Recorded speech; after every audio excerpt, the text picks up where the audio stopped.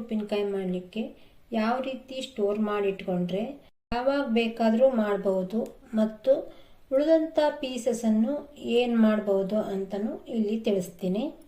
ನನ್ನ ಚಾನಲ್ಗೆ ಹೊಸಬರಾಗಿದ್ದರೆ ಸಬ್ಸ್ಕ್ರೈಬ್ ಮಾಡಿಕೊಂಡು ಬೆಲ್ ಬಟನ್ ಪ್ರೆಸ್ ಮಾಡಿ ಆಲ್ ಅಂತ ಸೆಲೆಕ್ಟ್ ಮಾಡಿಕೊಂಡ್ರೆ ನಾ ಹಾಕೋ ಎಲ್ಲ ವಿಡಿಯೋದ ನೋಟಿಫಿಕೇಶನ್ನು ನಿಮಗೆ ಮೊದಲು ತಲುಪುತ್ತೆ.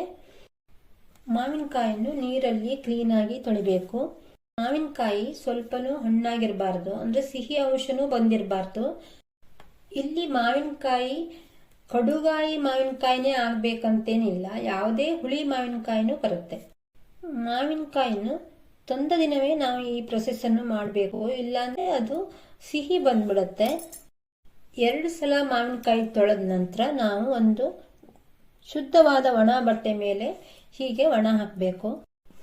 ಪ್ರತಿಯೊಂದು ಮಾವಿನಕಾಯನ್ನು ಈ ರೀತಿ ಕ್ಲೀನಾಗಿ ಒರೆಸ್ಬೇಕು. ಸ್ವಲ್ಪನೂ ನೀರಿನ ಅಂಶ ಇರಬಾರ್ದು ಇದಕ್ಕೆ. ಈ ರೀತಿ ಕ್ಲೀನಾಗಿ ಒರೆಸಿದ ನಂತರ ನಾವು ಒಂದು ಬಟ್ಟೆಯನ್ನು ಕ್ಲೋಸ್ ಮಾಡಿ ಇಡಬೇಕು. ಒಂದು ಅರ್ಧ ಗಂಟೆಯಿಂದ 1 ಗಂಟೆವರೆಗೂ ಹಾಗೇನೆ ಇಡಬೇಕು. ಅಷ್ಟರೊಳಗೆ ನಾನಿಲ್ಲಿ ಮಸಾಲ ಪೌಡ್ರನ್ನು ಮಾಡ್ತೀನಿ.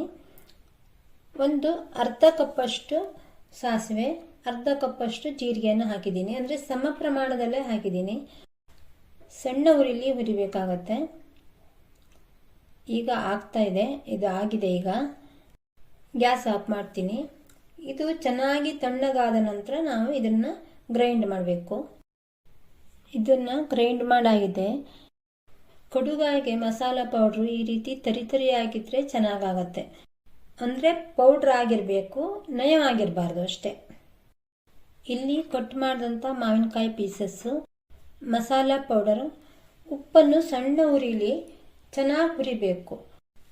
ಹುರಿದಂಥ ಉಪ್ಪು ಪೂರ್ತಿಯಾಗಿ ತಣ್ಣಗಾದ ನಂತರ ಇಲ್ಲಿ ಹಾಕ್ತೀನಿ. ರುಚಿಗೆ ತಕ್ಕಷ್ಟು ಉಪ್ಪನ್ನು ಹಾಕಬೇಕು. ಇಲ್ಲಿ ಪೂರ್ತಿ ಮಾವಿನಕಾಯಿ ಉಪ್ಪಿನಕಾಯಿ ಮಾಡುವ ವಿಧಾನವನ್ನು ನಾನು ಹೇಳ್ತಾ. ಮಸಾಲ ಪೌಡರ್, ಉಪ್ಪನ್ನು ಸಣ್ಣ ಉರಿಲಿ ಚೆನ್ನಾಗಿ ಹುರಿಬೇಕು. ಹುರಿದಂಥ ಉಪ್ಪು ಪೂರ್ತಿಯಾಗಿ ತಣ್ಣಗಾದ ನಂತರ ಇಲ್ಲಿ ಹಾಕ್ತೀನಿ. ರುಚಿಗೆ ತಕ್ಕಷ್ಟು ಉಪ್ಪನ್ನು ಹಾಕಬೇಕು. ಇಲ್ಲಿ ಪೂರ್ತಿ ಮಾವಿನಕಾಯಿ ಉಪ್ಪಿನಕಾಯಿ ಮಾಡುವ ವಿಧಾನವನ್ನು ನಾನು ಹೇಳ್ತಾ ಇಲ್ಲ. ಅದಕ್ಕಾಗಿ ಮಸಾಲ ಪೌಡ್ರ್ ಮತ್ತು ಮೆಣಸಿನ ಪೌಡ್ರನ್ನು ಸ್ವಲ್ಪನೇ ಹಾಕಿ ಇಡ್ತೀನಿ. ಸ್ವಲ್ಪ ಅರಿಶಿನ ಪೌಡ್ರನ್ನು ಹಾಕಿ ಮಿಕ್ಸ್ ಮಾಡ್ತೀನಿ. ಕಡುಗಾಯಿ ಮಾಡಲಿಕ್ಕೆ ಮಾವಿನಕಾಯಿ ಪೀಸಸ್ಸನ್ನು ಇದೇ ರೀತಿ ಫ್ರಿಜ್ಜಲ್ಲಿ ಸ್ಟೋರ್ ಮಾಡಿ ಇಟ್ಕೊಂಡ್ರೆ ಯಾವಾಗ ಬೇಕೋ ಆಗ ನಾವು ನಮ್ಗೆ ಎಷ್ಟು ಬೇಕೋ ಅಷ್ಟನ್ನು ತೆಗೆದು ಉಪ್ಪಿನಕಾಯಿನೂ ಪೂರ್ತಿಯಾಗಿ ಮಾಡಿದಾಗ ಉಪ್ಪಿನಕಾಯಿ ಫ್ರೆಶ್ ಆಗಿ ತುಂಬ ಚೆನ್ನಾಗಿರುತ್ತೆ.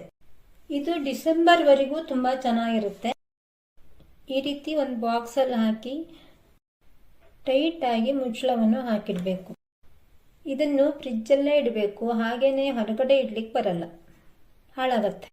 ಈ ರೀತಿ ಉಳಿದಂಥ ಮಾವಿನಕಾಯನ್ನು ವೇಸ್ಟ್ ಮಾಡದೆ ಹೇಗೆ ಅದನ್ನು ಸ್ಟೋರ್ ಮಾಡೋದು ಅಂತ ನೋಡೋಣ.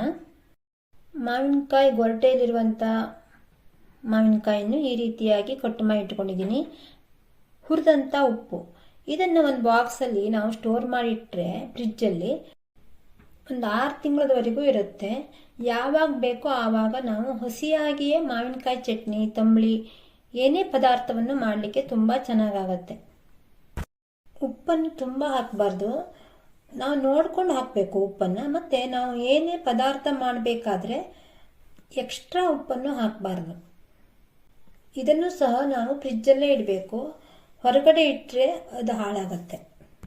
ಈ ವಿಡಿಯೋ ಇಷ್ಟ ಆಗಿದೆ ಅಂದ್ಕೊಂಡಿದ್ದೀನಿ. ನೀವು ಇದೇ ರೀತಿ ಮಾಡ್ತೀರಾ ಅಂದರೆ ಕಮೆಂಟ್ ಮಾಡಿ, ಫ್ಯಾಮಿಲಿ ಆ್ಯಂಡ್ ಫ್ರೆಂಡ್ಸಿಗೂ ಶೇರ್ ಮಾಡಿ. ಇಷ್ಟ ಆಗಿದೆ ಅಂದರೆ ಲೈಕ್ ಮಾಡೋದನ್ನು ಮರಿಬೇಡಿ. Thank you for watching. ಇನ್ನಷ್ಟು ಇಂಥದೇ ವಿಡಿಯೋದೊಂದಿಗೆ ಬರ್ತೀನಿ. ಬಾಯ್.